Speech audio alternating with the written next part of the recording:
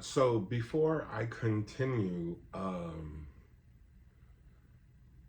with with this, I just want to say that this is not easy for me to talk about. There's going to be a lot of people who know me, and they're going to say, "Well, I worked with him for this amount of time. He never said anything to me, or he we were acquainted for this amount of years, and he never said anything to me." There's reason, you know. Um, these stories are pretty fantastic, and they're difficult to believe, and the people that I did tell, uh, you know, expressed concern for me. Some of them, I don't think even believed me, and people might think that I'm doing this or saying this to get attention or to make money. And I just want to say is when you tell people that you've met immortals, or that you met Jesus, or that you've heard the voice of God speak to you, that you normally don't get the attention that you were looking for. You get ridicule, and uh, a lot of other stuff that comes with that. And so, my apologies to those people, to my friends and family who might be embarrassed by this, but I agreed to do this a long time ago, and I was just waiting for the green light, and I got the green light now. So and it's not easy to talk about it, but I said that I would, and I'm doing so. The second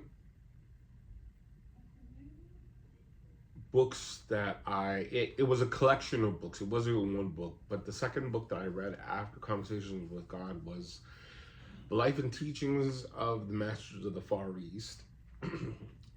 And that's a collection of 6 books, and they weren't very big. And I read,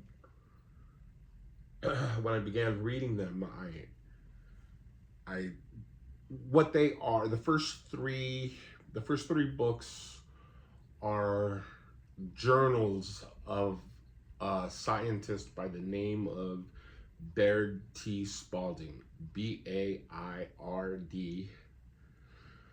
and then Spalding, the way you would spell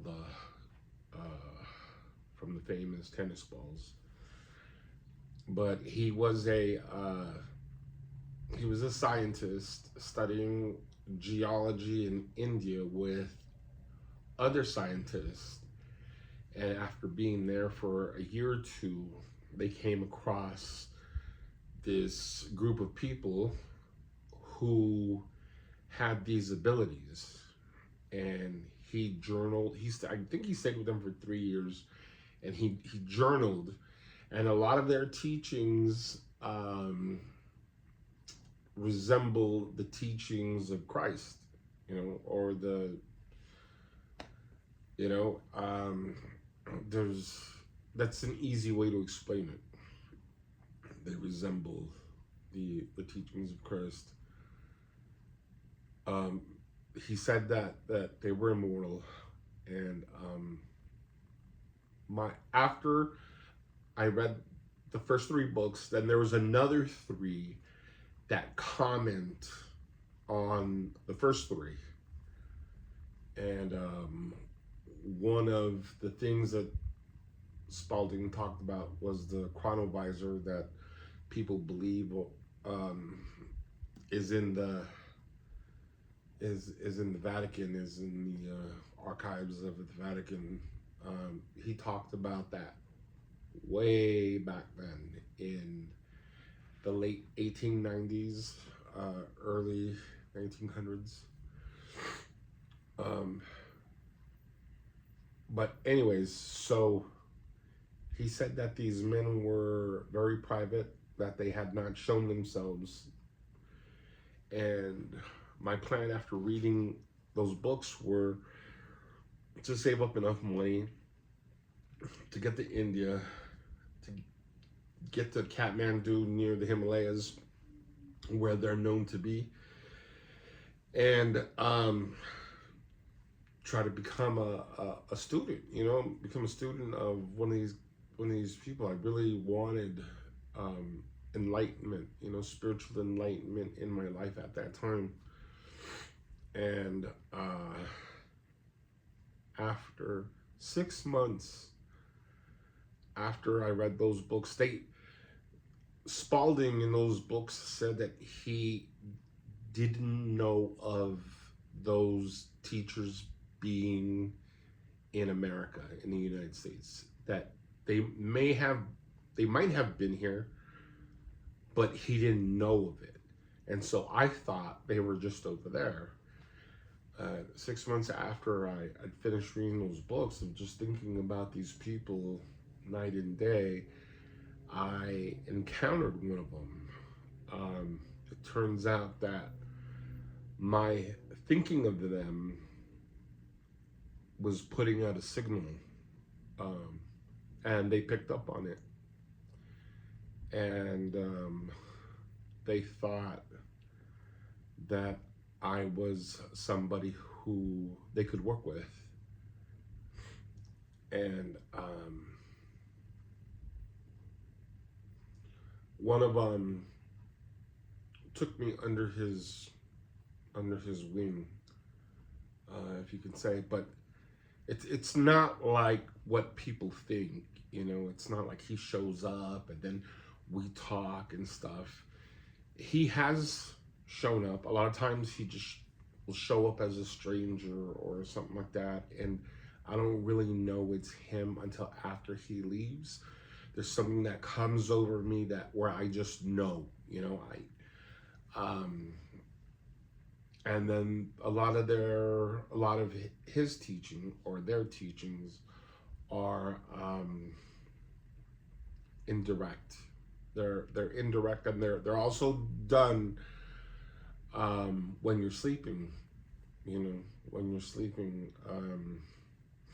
I don't. Sometimes they do it through dreams, and other times they just put lessons or knowings or whatever in your mind, and then you wake up and the stuff is just there.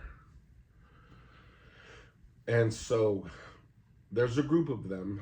There's a group of these people, men and women, and I've encountered what I believe would be a few of them. I could just be encountering one that looks that can make himself look different.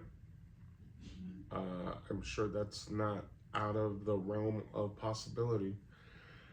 But I did meet another one who I don't know if he's part of this group, but I know he works with them. And that man is known to the world as Jesus. And I'll get to that, but I just want to say that the part in the book, The Butterfly's Apprentice, when Jesus is talking, that a lot of that stuff were not only teachings of the teachers, but his too. So, anyways, can we stop for a second? I have to collect my thoughts. All right, thanks.